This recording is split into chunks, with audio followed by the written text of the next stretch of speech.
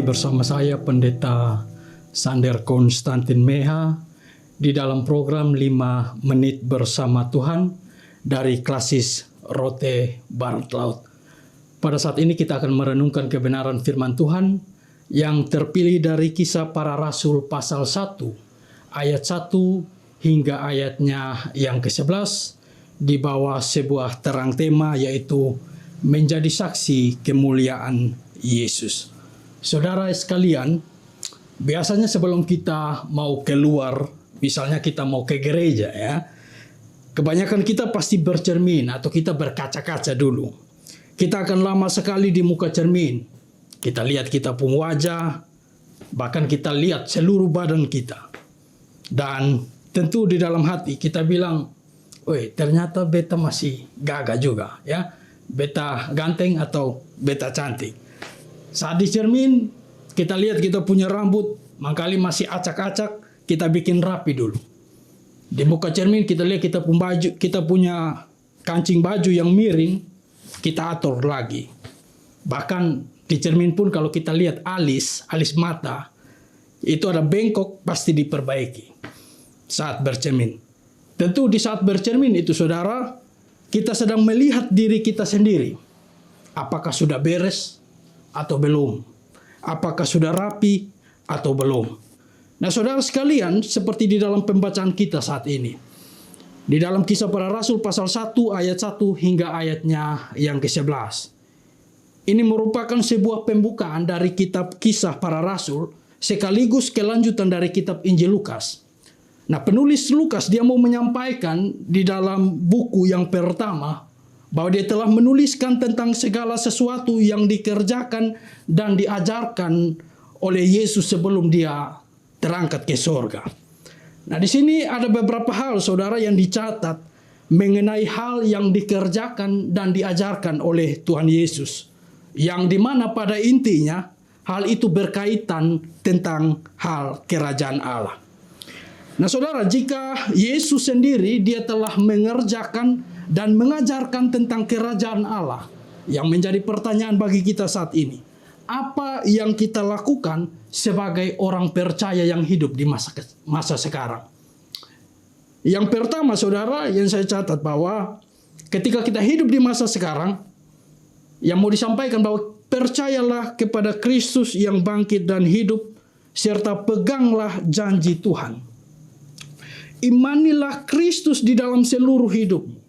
Imanilah Kristus di dalam keluargamu, di dalam pekerjaanmu, di dalam pelayananmu. Percaya kepada Yesus memang tidak secara otomatis membebaskan kita dari kesulitan. Tidak secara otomatis membebaskan kita dari derita. Percaya kepada Yesus itu bukan berarti hidup kita ini akan selalu senang saja.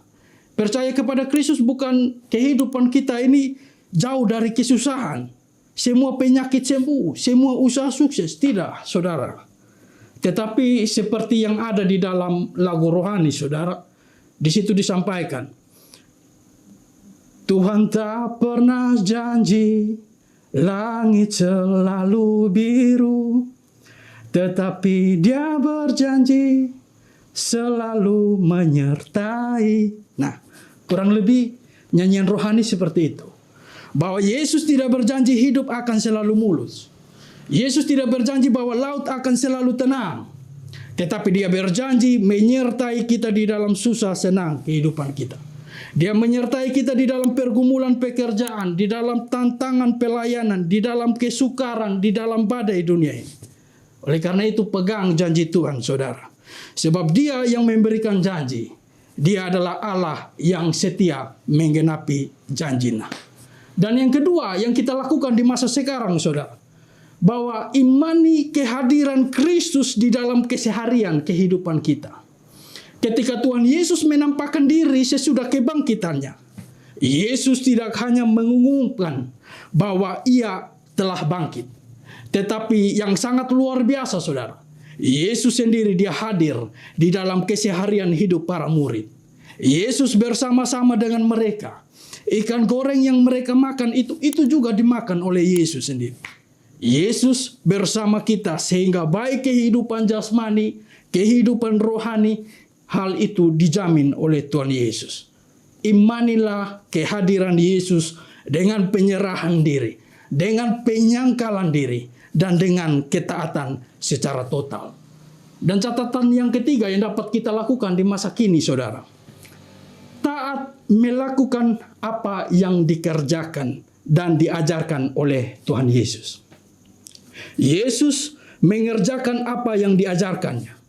Yesus mengajar tentang kerajaan Allah, tetapi juga Tuhan Yesus menghadirkan kerajaan Allah di dalam teladan kehidupannya.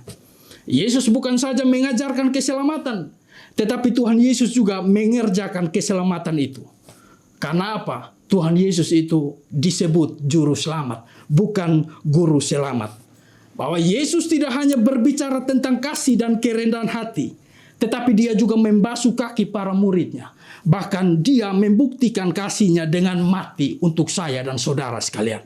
Mari kita menyangkal diri dengan rendah hati di dalam setiap pelayanan kita.